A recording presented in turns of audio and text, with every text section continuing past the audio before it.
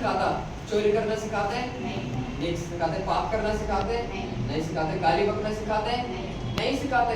पर फिर भी वो झूठ भी बोलता है, ठीक है, इसके अंदर आ ही जाता है सब कुछ। क्यों?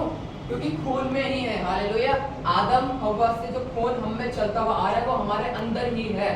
तो इसी के ऊपर यीशु मसीह बात करते हैं कि जो शरीर से जन्मा है वो शारीरिक है। हालेलुया। हमें इसी के साथ में जीवन नहीं बिताना, चोरियों के साथ, बुराइयों के साथ, गालियों के साथ। हमारा जीवन ये नहीं है। प्रभु यीशु ने हमें बुलाया कौन से जीवन जीने के लिए? एक आत्मिक जीवन जीने के लिए। हालेलुया। आत्मिक रीति से नया जन्म पाने के लिए। इसलिए कहता है कि जो शरीर से जन्मा है वो शारीरिक है, जो आत्मा से जन्मा है वो आत्मिक है। कहता है कि तुझे अवश्य है कि तुझे नए सिरे से जन्म लेना तुझे जरूरी है, तुझे कंपलसरी है, तुझे लेना ही पड़ेगा नया जन्म। हालेलुया। फिर वो कहता मैं नया जन्म कैसा लूं?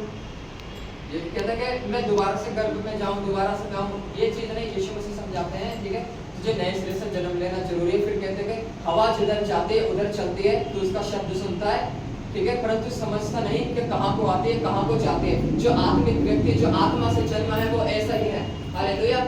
इसका मतलब क्या है? हवा, यीशु मसीह बताते हैं हवा को बताते हैं पवित्र आत्मा। पवित्र आत्मा जो चीज हमारे जीवन में करता है वो हमें नहीं पता चलता किस तरीके से वो करता है, किस तरीके से हमें भरता है। हालेलुया। क्या हमारे जीवन में वो चाहता है, परंतु वो किसको पता है? पवित्र आत्मा को पता है, ठीक है। और जो आत्मिक व्यक्ति है वो ऐसा ही है। और जो आत्मिक व्यक्ति पवित्र आत्मा के कामों को समझ जाए, हालेलुया, वो ऐसा ही है, इसके जैसा, हवा के जैसा। हालेलुया। आत्मिक व्यक्ति को कोई समझ सकता है? नहीं समझ सकता। आपको मैं बताना चाहता हूँ, जब परमेश्वर ने मूसा को खड़ा किया, मूसा से बोला कि मेरे लोगों को, इजरायली लोगों को समुद्र, ठीक है, मेरे लोगों को मिस्र में से निकाल के इजराइल में लेके जाना है तूने, ठीक है, तुझे अगुवाई करके उनकी। तो क्या हुआ फिर? जब वो निकाल के लेकर आया परमेश्वर के लोगों को, तो पीछे उनके दुश्मन पड़े थे। किनके? परमेश्वर के लोगों के पीछे दुश्मन पड़े थे। फिर उनकी सेना पीछे थी। आगे क्या था? आगे समुद्र था। क्या था? समुद्र था। दोनों तरफ से परेशानी थी। अब करे तो करे क्या? हालेलुया। परमेश्वर ने क्या बोला? मूसा डंडा उठा, मार समुद्र पे। हालेलुया। जब डंडा समुद्र पे मारा, क्या हुआ? बाइबल बताते समुद्र दो भाग में हो गया, ठीक है। परमेश्वर ने अपने लोगों को समुद्र में से निकाल दिया। तो बाइबल ये भी बताती है कि जब समुद्र में से निकाल दिया तो भूमि को परमेश्वर ने सुखा दिया था। हालेलुया। अब इसका आत्मिक मतलब समझना, ठीक है। क्या कहता है कि हमने पानी का बपतिस्मा लिया है। पानी का बपतिस्मा जब हम लेते हैं, ठीक है, हम डूबते हैं, वापस हम उठते हैं। हालेलुया।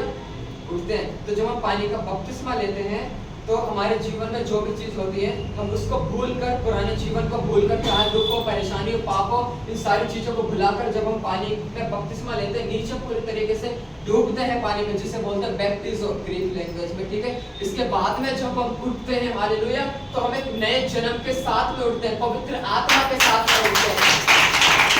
तो ठीक है, परमेश्वर ने समुद्र की पूरी भूमि को क्यों सुखा दिया था? एक आत्मिक मैं वर्ड बताता हूँ, ठीक है। परमेश्वर ने क्या करा? पूरी बाइबल बताते समुद्र की जितनी भी भूमि थी ना उसको सुखा दिया। हालेलुया।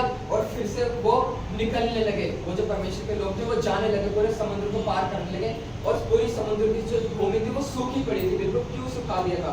परमेश्वर ने उनको एक बात सिखाना चाह रहा था। बताओ कौन सी बात? मैं बताता हूँ।